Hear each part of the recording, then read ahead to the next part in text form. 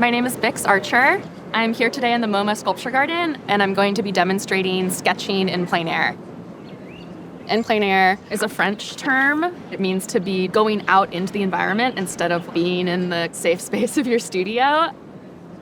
I started working outside initially because I was really sick of being stuck in the studio and wanted my work to feel more integrated into the world around me. It's also a lot more social of a practice because often when you're working outside, someone's going to stop and ask what you're doing, and I really enjoy that.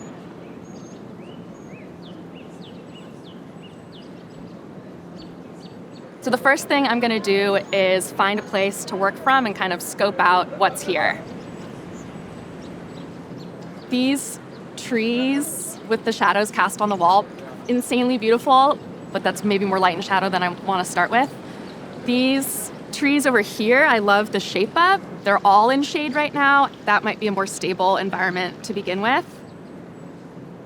So I'm going to start by just warming up my hand and really starting to form this connection between my eye and my hand so I get past what I think something looks like and into like what I'm actually seeing. And I think I'm actually going to start by doing blind contour. Blind contour is blind as in you're not looking at your hand or your page, and contour really just is a line. So it's letting your eye move and really tracing the line that your eye is making with your hand. And it gets like crazy. So I'm just going to kind of flip through. The brush pen is letting me get these flowy shapes, which I think rings true to this tree, but the top of the tree is in one place on one side of the paper and a different place on the other side of the paper. So now I'm going to actually start looking at my paper as I work. In figure drawing class, you might do something that's called gesture drawing, where you're really sort of locating the lines of movement. There's this real like downward motion. Everything's dripping out of the top.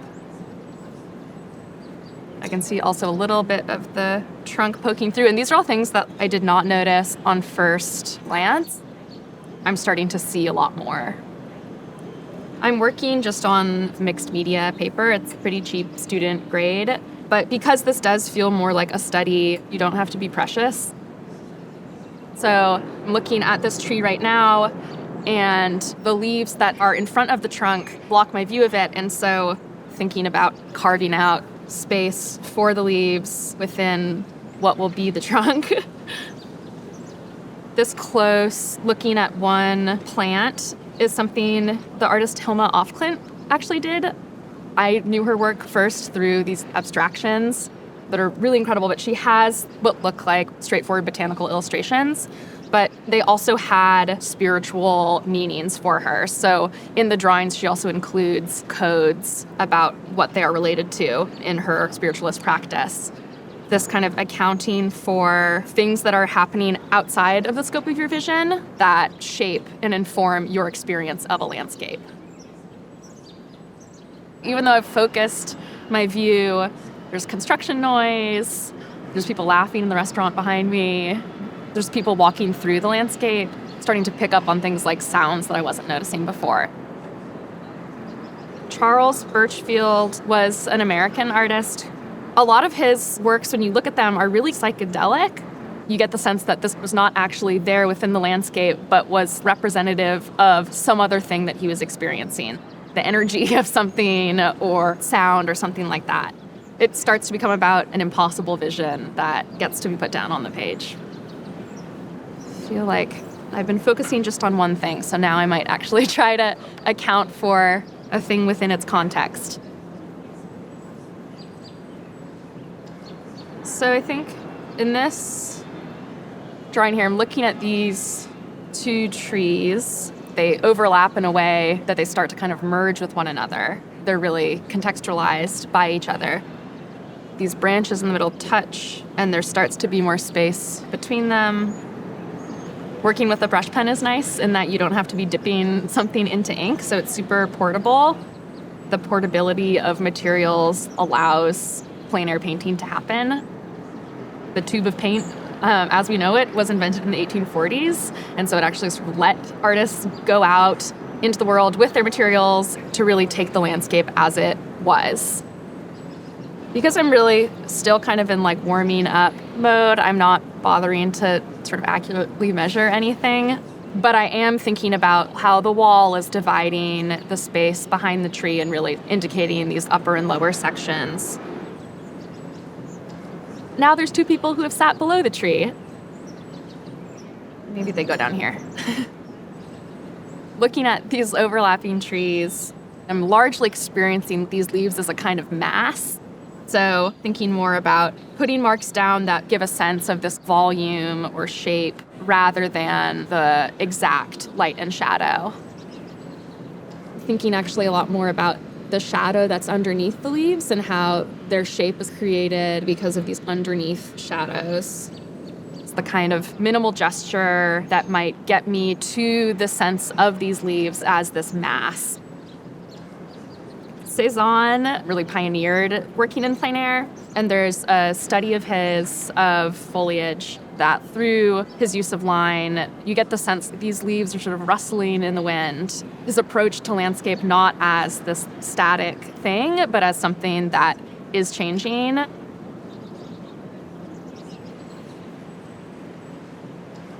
It's not a perfect drawing. It feels like a study, but it's helpful. I'm like, this section in here of these leaves descending below the wall feels like it really works for me, and it's something that I'm going to try and hold on to. I feel pretty warmed up now, and I want to start looking at more things in the garden, so I'm going to get a larger pad of paper to work with, and I'm also going to start using charcoal. And I'm doing charcoal second because it's messy, and it's like once it's on your fingers, it's going to get on everything, which is why I started with ink, and I'm moving to charcoal. I have a bunch of different kinds of charcoal. I'm going to start with a thin stick. I'm going to break this into a smaller piece because it's going to crumble. There's this tree that's like right in front of me. I think I would like that to kind of divide the space that I'm looking at. And I'm starting really sketchy and light. Something that I like to do while I'm working, either outside or like in the studio, is really use my body as a measuring tool. So taking the tools that I'm using and holding it, and I can see the angle of that branch is more to the side than I thought. So by copying that gesture, I find it easier to then translate it onto the page. I do have like an eraser I could use, but I like the kind of residue that charcoal leaves. Artists like William Kentridge is someone who's really amazing with charcoal, and so much of that work is about change and transformation. So it feels appropriate to have that memory of the mark from before left as a trace on the paper. I'm looking really at the plants at their base, which are really helping me get a sense of the space. And it makes me think of this Ruth Asawa lithograph of these plein trees. There is no ground line drawn, but instead it's really the negative space around these trees, creating this incredible sense of depth. Her print makes me think about the ground in the sculpture garden as a kind of negative space. Most people think of in plein air painting or drawing occurring like out in the countryside. What's cool about being in a garden in the middle of the city, the buildings and the architecture start to provide a whole bunch of different kinds of geometry and line and shape. I'm actually going to use the side of the charcoal, start to get a sense of the buildings as they're delineating space. And these stones in the garden are interesting because they're actually providing ground lines and mapping the space, almost like an architectural drawing. And this is where it's like there's all these people who are actually sort of in my view in a way that maybe I can't ignore. And so I'm actually going to think about including them. I'm going to think less about mapping down each person who's here and more about creating the sense that there are a lot of people sitting with one another, walking around to look at the work and relaxing, which it would feel really different if I was at a soccer game or something like that and trying to draw in plein air there. The motion is quite calm. As I'm moving my head, as I work, I move my eyes, I start to see more than what's actually within the frame. Sort of grid lines of the windows, which feel important to my experience of this space. And maybe I want to have that included. And I can see through the windows right now because the light isn't hitting them directly. So it appears much darker inside, and I might have that darker inside space. As the space recedes backwards, my vision starts to fail me. So I'm going to try using the slightly thicker charcoal for trees further in the back, and these other leaves that are closer to me left as these sort of empty, brighter spaces. It's not about rendering everything exactly as it appears, but really conveying that mishmash of images. The leaves of the trees in the front, overlapping with the trees behind, overlapping with the wall, with the building, with the trees outside, becomes much more like chaotic or like faster. Beyond the wall, I can see like a glowing light in someone's apartment, which maybe I might try and erase a little bit, which I want to emphasize even more. So I'm going to darken the area around it. I'll look more at these plants that are down here, which have a really different texture. There's this real softness, which I might try and get to more through like smudging. There are tools you can use that are compressed paper to smudge, but I really like having my body be so involved to kind of work my fingerprint in.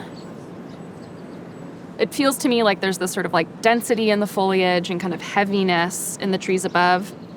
And I think even though there's so much detail in these different plants down at the base, they feel really light. And so I'm actually not gonna totally render them, but kind of leave a couple little details, like these flowers at the bottom. I might indicate their presence and then move on.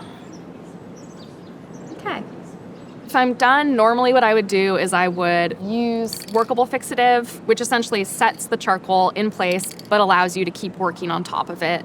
Because we're in a space with a bunch of artworks outside, I'm not gonna risk getting this on any of them. Another thing you can use if you don't have fixative is hairspray, but I think that will yellow over time, so it's not archival, but it's a good quick fix. I wanna work at a slightly bigger scale, so this is this super lightweight fold-up easel. I just have paper clipped onto a big clipboard, so it's sort of continuous with the landscape as I'm looking at it. I would like to get up more to the sky, so I'm gonna kind of sketch out where these trees are gonna go.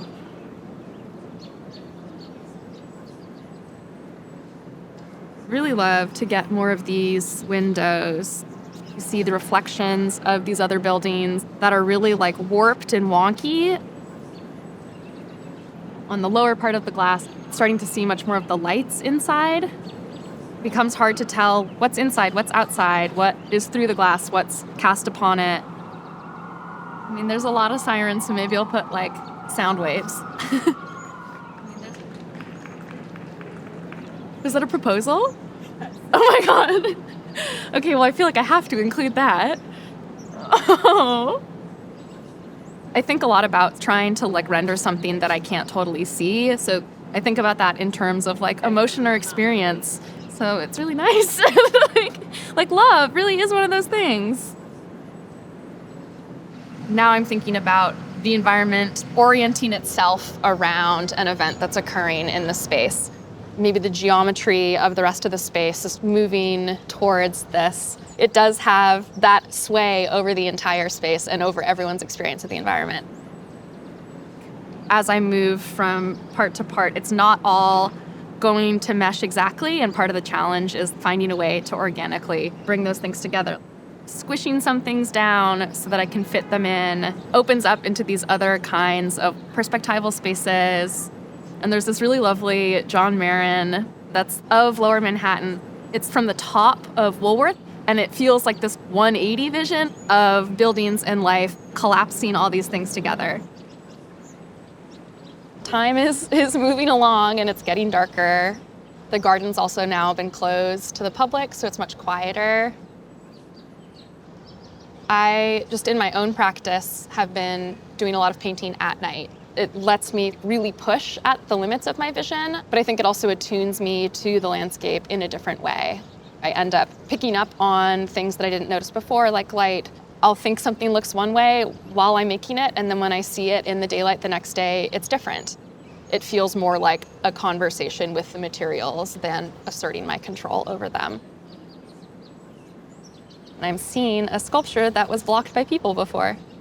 So even within this day, there's been so many things that have revealed themselves to me. already it's clear that this is not a photographic rendering, it's a rendering of like reality as I'm experiencing it. So sometimes I'll draw in my clipboard because it is part of my experience of this space. Put the little camera in. I won't be able to stand here and draw forever. I'm getting chilly, the light is fading. So I think I'm gonna pause here for now.